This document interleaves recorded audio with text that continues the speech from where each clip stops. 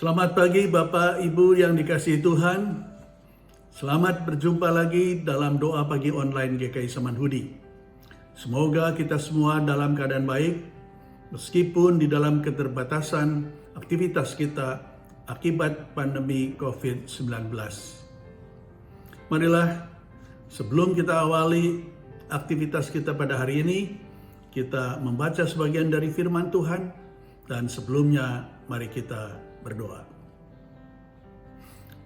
Ya Tuhan Allah Bapa Surgawi, kami bersyukur untuk berkat dan penyertaan Tuhan di dalam kehidupan kami. Kami bersyukur untuk malam yang kami lewati, istirahat kami, dan juga untuk pagi hari yang indah ini. Sebelum kami melakukan aktivitas, kami hendak membaca sebagian dari firman Tuhan. Kami mohon pertolongan Tuhan untuk membukakan akal budi dan pikiran kami, sehingga Tuhan memampukan kami untuk memahami apa yang kami dengar dan kami renungkan. Biarlah perenungan kami menjadi pandu bagi kegiatan kami sepanjang hari ini. Terima kasih ya Tuhan, kami panjatkan doa kami di dalam nama Tuhan Yesus Kristus. Amin. Bacaan kita pagi ini diambil dari kitab Yosua 24 ayat 25 sampai dengan 33. Mari kita baca bersama-sama. Yosua 24 ayat 25 sampai dengan 33. Pada hari itu juga Yosua mengikat perjanjian dengan bangsa itu dan membuat ketetapan dan peraturan bagi mereka di Sikem. Yosua menuliskan semuanya itu dalam kitab hukum Allah. Lalu ia mengambil batu yang besar dan mendirikannya di sana, di bawah pohon besar, di tempat kudus Tuhan.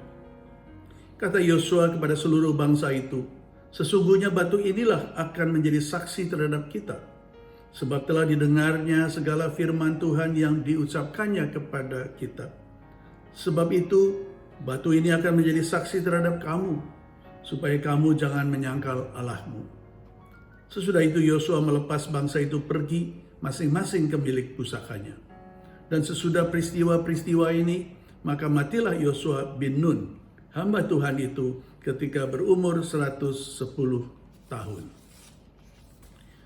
Lalu ia dikuburkan di daerah milik pusakanya di Timnat Serah, yang di pegunungan Efraim, di sebelah utara Gunung Gaas. Orang Israel beribadah kepada Tuhan sepanjang zaman Yosua dan sepanjang zaman para tua-tua yang hidup lebih lama daripada Yosua, dan yang mengenal segenap perbuatan yang dilakukan Tuhan bagi orang Israel.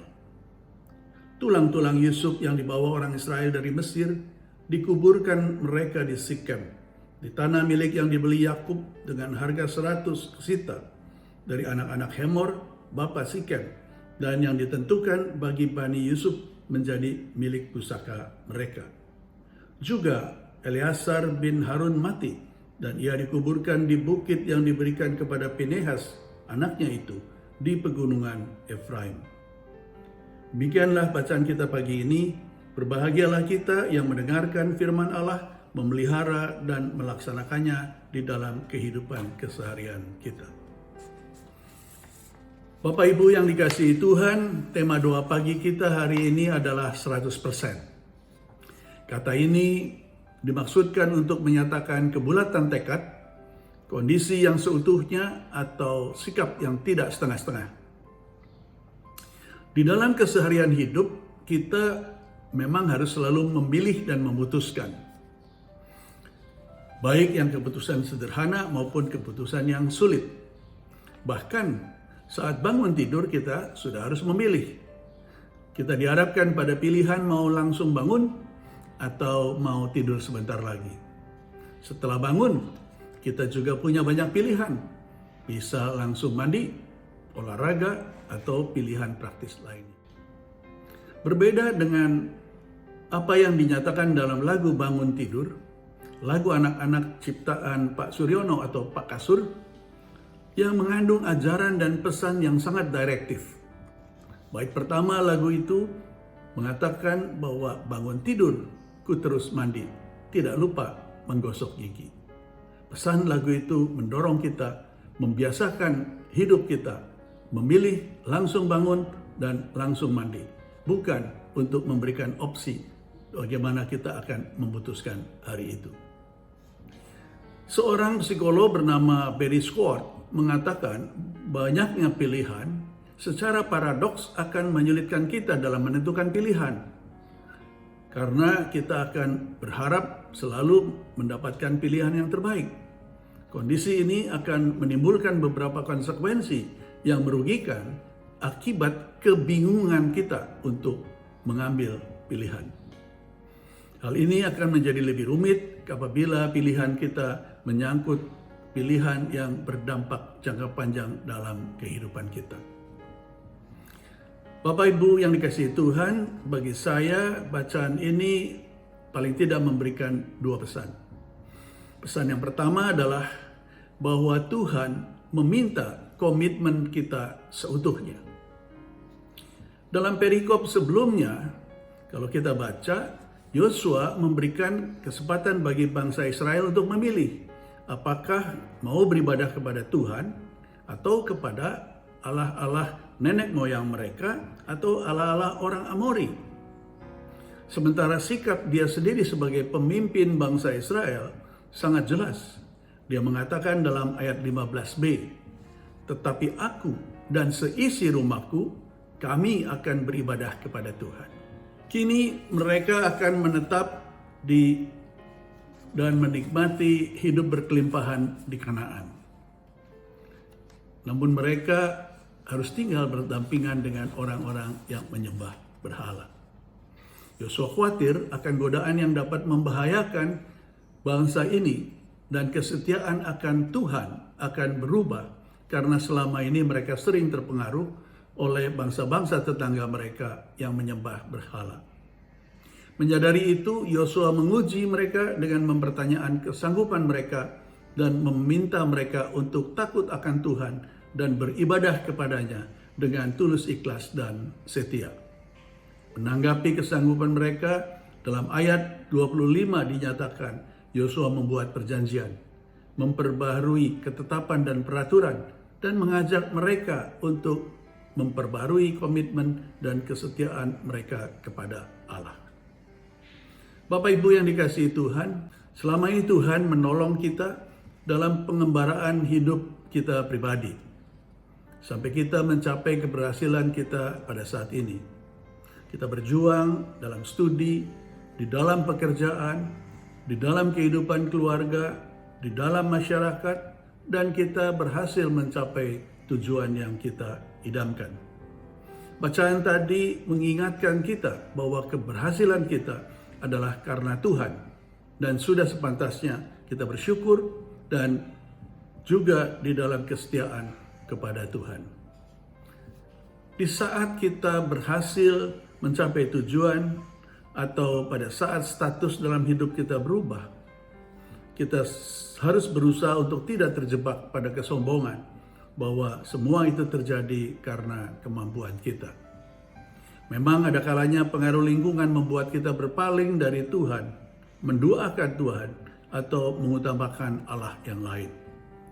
Allah berupa harta, kekuasaan, relasi, ataupun kepandaian. Oleh karena itu kita diingatkan agar selalu memperbarui komitmen kita seutuhnya kepada Tuhan. Pesan yang kedua adalah bahwa Tuhan menghargai kesetiaan hambanya. Akhir kitab Yosua adalah kisah bahagia. Alkitab mencatat Yosua sebagai hamba Tuhan dan jasanya diakui sebagai bagian penting dalam perjalanan bangsa Israel. Secara jelas dalam ayat 31 yang kita baca tadi dinyatakan, orang Israel beribadah kepada Tuhan sepanjang zaman Yosua dan pada masa tua-tua yang lain. Bapak, Ibu yang dikasihi Tuhan, kesiapan untuk mengikut Tuhan dengan komitmen penuh tidak selamanya mudah. Ada kalanya kita berhadapan dengan konsekuensi yang tidak pernah kita pikirkan. Hal ini tercermin dari lagu yang kita sering nyanyikan, "Mengikut Yesus keputusanku. Lirik lagu ini diambil dari kata-kata terakhir yang diucapkan Nok-seng, seorang lelaki asal Assam, desa di timur laut India. Pada pertengahan abad ke-19, dia bersama keluarganya memutuskan untuk menerima Tuhan Yesus. Ketika keyakinannya mulai mempengaruhi penduduk lain, dalam suatu sidang suku, kepala suku marah dan meminta Nok-seng untuk meninggalkan imannya. Ia menolak dan menyebutkan kalimat dari lagu yang diciptakannya ketika ia pertama kali mengenal Yesus. I have decided to follow Jesus, no turning back. Mendengar itu, kepala suku menjadi marah dan memerintahkan untuk membunuh kedua anaknya. Permintaan diulang, ditolak, kepala suku membunuh istrinya, dan terakhir kepala suku membunuh Nok-seng sendiri. Waktu berjalan dan keteguhan iman Nok-seng mengganggu perasaan kepala suku. Dia kemudian mencari tahu kenapa Nok-seng begitu teguh di dalam imannya.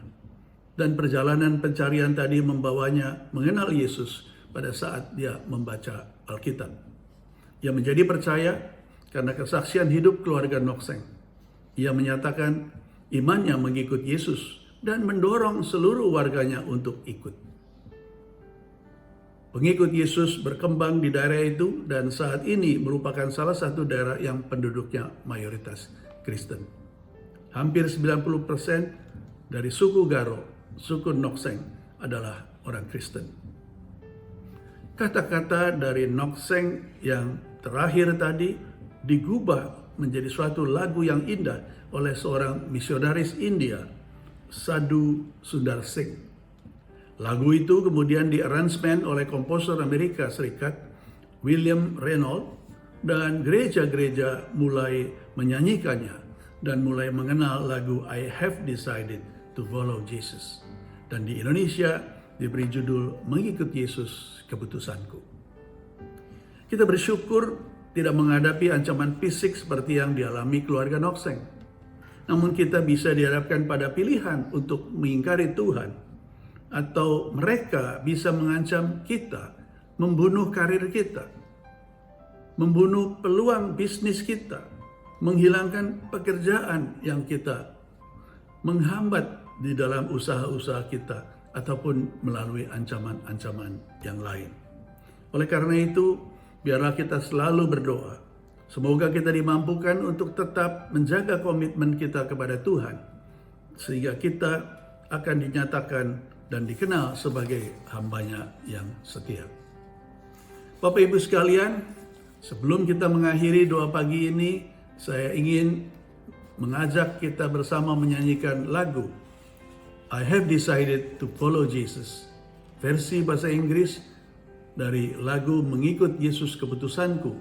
Dan biarlah kita dipandu oleh Lida Walker yang akan menyanyikannya bersama kita.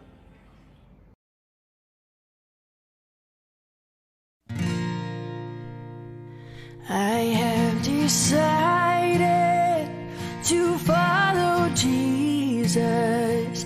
I have decided to follow Jesus. I have decided to follow Jesus.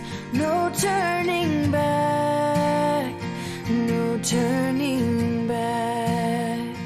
The world behind me, the cross before me.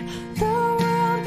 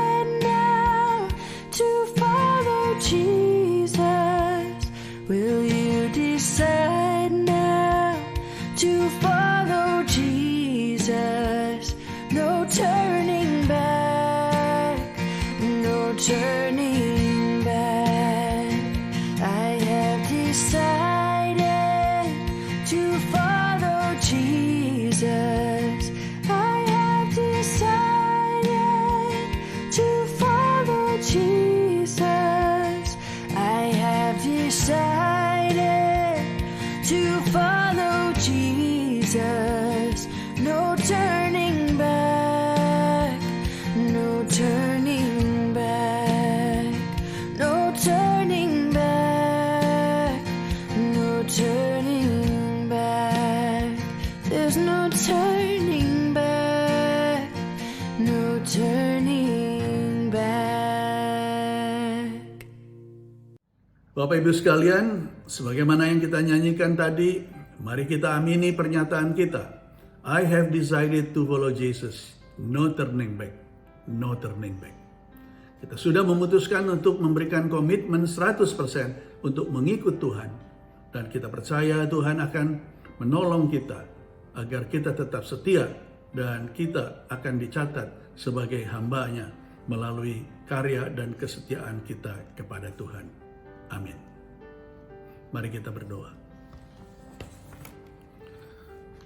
Ya Tuhan Allah Bapa Surgawi, Tuhan yang Maha Pengasih, kami bersyukur untuk firman Tuhan yang kami dengar. Kami bersyukur karena kami diingatkan peristiwa pada saat bangsa Israel tiba di Kanaan. Pada saat mereka mencapai keberhasilan sampai di tempat tujuan. Mereka diingatkan dan membuat perjanjian untuk tetap memberikan komitmen 100% kepada Tuhan. Saat ini ya Tuhan, biarlah kami juga dapat memperbarui komitmen kami kepada Tuhan. Sehingga kesetiaan kami dari waktu ke waktu akan memberikan sukacita pada kami dan menjadi berkat bagi banyak orang. Ya Tuhan, kami bersyukur bahwa Tuhan juga mengingat orang-orang yang percaya kepada Tuhan, melaksanakan perintah Tuhan sebagai hamba-hamba yang setia, dan Tuhan memberikan apresiasi kepada kami semua. Terima kasih ya Tuhan, mampukan kami dan biarkan kami untuk selalu berada di dalam pilihan kami, yaitu mengikut Kristus, memberikan komitmen 100% dan setia selalu di dalam menjalankan karya-karya yang Tuhan percayakan kepada kami.